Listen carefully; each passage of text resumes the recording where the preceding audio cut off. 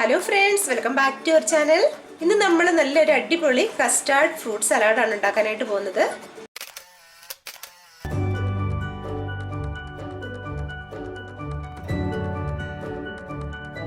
Custard fruit salad എന്ന് പറയുമ്പോഴേക്കും നമുക്ക് വേണ്ടത് കസ്റ്റാർഡ് വേണം, അതുപോലെ തന്നെ ഫ്രൂട്ട്സ്, പാല്, ഇത്രയും സാധനങ്ങളാണ്, ഷുഗർ, ഇത്രയും സാധനങ്ങളാണ് നമുക്ക് വേണ്ടത്. ഞാനിപ്പോൾ ഇവിടെ കുറച്ച് ഫ്രൂട്ട്സ് ഒക്കെ എടുത്ത് വെച്ചിട്ടുണ്ട്. അപ്പം നമ്മൾ ഇതിൽ നിന്ന് ഇത്രയും മൊത്തത്തിലൊന്നും ചേർക്കണ്ട.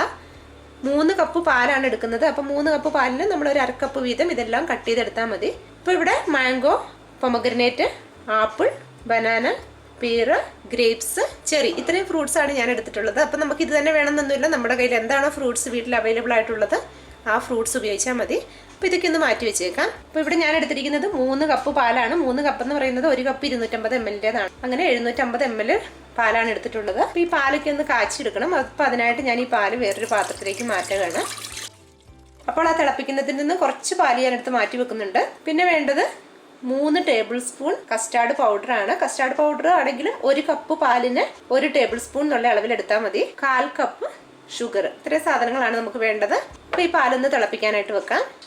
അപ്പോൾ നമ്മൾ നേരത്തെ എടുത്ത് വെച്ചിരുന്ന ആ കസ്റ്റാർഡ് പൗഡറിലേക്ക് മാറ്റി വെച്ചിരുന്ന ഈ പാൽ ഒഴിച്ചു കൊടുക്കാം.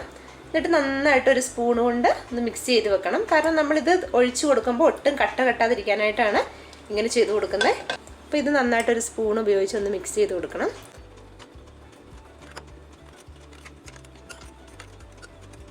അപ്പം നമ്മൾ ഇതുപോലെ വീടുകളിൽ ഉണ്ടാക്കിയൊക്കെ വെക്കുകയാണെന്നുണ്ടെങ്കിൽ നമുക്ക് കുട്ടികളൊക്കെ ഉള്ള വീട്ടിലാണെങ്കിലും അവർക്ക് ഒത്തിരി ഇഷ്ടമായിരിക്കും. അത് നല്ല നമുക്കൊരു ഗസ്റ്റ് നമ്മൾ ഫുഡ് കഴിച്ച് കഴിയുമ്പോൾ നമുക്ക് സെർവ് ചെയ്യാനൊക്കെ ഒതുങ്ങെങ്കിലും വളരെ നല്ലതാണ് ഒരു ഗസ്റ്റൊക്കെ ഉള്ളപ്പോൾ.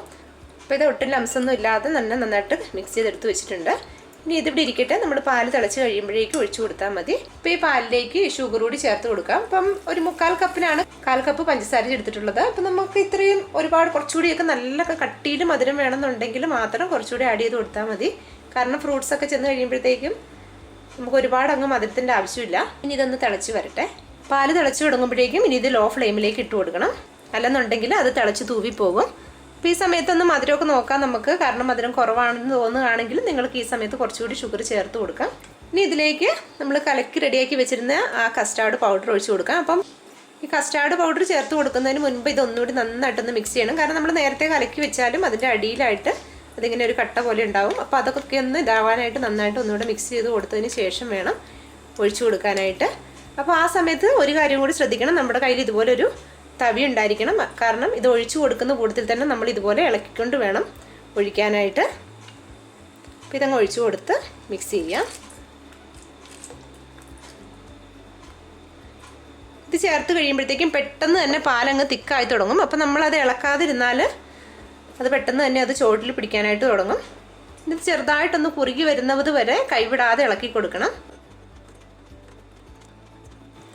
ഇത് ഫ്രൂട്ട് സലാഡിനായതുകൊണ്ട് തന്നെ നമുക്ക് ഒത്തിരി അങ്ങ് കട്ടിയിലാക്കി എടുക്കണ്ട, ഒരുപാട് അങ്ങ് തിക്കാവാനായിട്ട് വെയിറ്റ് ചെയ്യേണ്ട. അതിൻ്റെ ഒരു കൺസിസ്റ്റൻസി എന്ന് പറയുന്നത് ഞാൻ കാണിച്ചു തരാം കുറച്ചുകൂടി കുറുകി കഴിയുമ്പോൾ. ശരിക്കും പറഞ്ഞാൽ ഇത് വളരെ പെട്ടെന്ന് തന്നെ നമുക്ക് ഒത്തിരി ഈസിയാണ് ഇത് ഉണ്ടാക്കിയെടുക്കാനായിട്ട്. കാരണം നമുക്കറിയാം പാല് തിളയ്ക്കുന്ന ആ ഒരു ടൈമേ എടുക്കുന്നുള്ളൂ. ഇപ്പോൾ ഒരു 2 മിനിറ്റ് കൊണ്ട് തന്നെ ഇതൊരു തിക്കായി വന്നിട്ടുണ്ട്. ഈ ഒരു കൺസിസ്റ്റൻസിയിലായാൽ മതി, ഒരല്പം തിക്കായിട്ട്.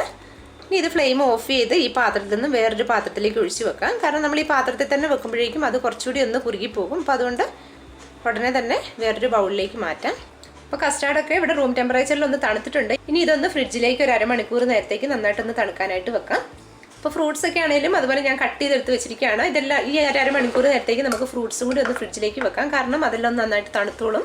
അപ്പം ഈ ഫ്രൂട്ട്സിൽ ഗ്രേപ്സ് ഒക്കെ ഉണ്ടെന്നുണ്ടെങ്കിൽ അതൊന്ന് കട്ട് ചെയ്തതിന് ശേഷം വേണം, കുരുവൊക്കെ ഉണ്ടെങ്കിൽ ആ കുരുവൊക്കെ എടുത്ത് കളഞ്ഞിട്ട് വേണം നമ്മൾ ഫ്രൂട്ട് സലാഡിലേക്ക് ചേർക്കാനായിട്ട്. അപ്പം ഞാനിതിൽ ചെറി ഉണ്ടായിരുന്നു, ചെറിക്ക് കുരു ഉണ്ടായിരുന്നുകൊണ്ട് ഞാനത് കളഞ്ഞിട്ടാണ് വെച്ചിരിക്കുന്നത്.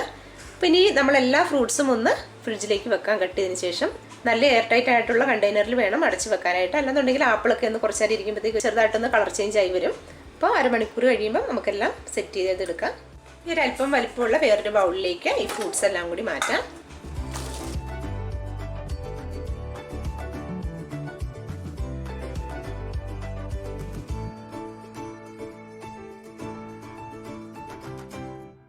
ഇതിലേക്ക് ഈ തണുപ്പിച്ച് വെച്ചിരിക്കുന്ന ഈ കസ്റ്റാർഡ് കൂടി ചേർത്ത് കൊടുക്കാം.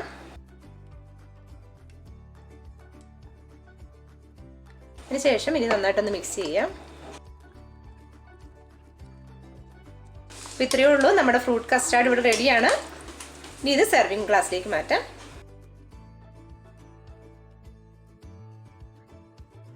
അപ്പോൾ വളരെ ഈസി ആയിട്ട് തയ്യാറാക്കി എടുക്കാവുന്ന ഈ റെസിപ്പി നിങ്ങൾക്ക് ഇഷ്ടമായിട്ടുണ്ടെന്ന് കരുതുന്നു. നിങ്ങൾക്ക് ഇഷ്ടമായിട്ടുണ്ടെങ്കിൽ ലൈക്ക് ചെയ്യുക, അതുപോലെ തന്നെ ഷെയർ ചെയ്യാനും കമൻറ്റുകൾ അറിയിക്കാനായിട്ട് മറക്കരുത്. Thank you for watching.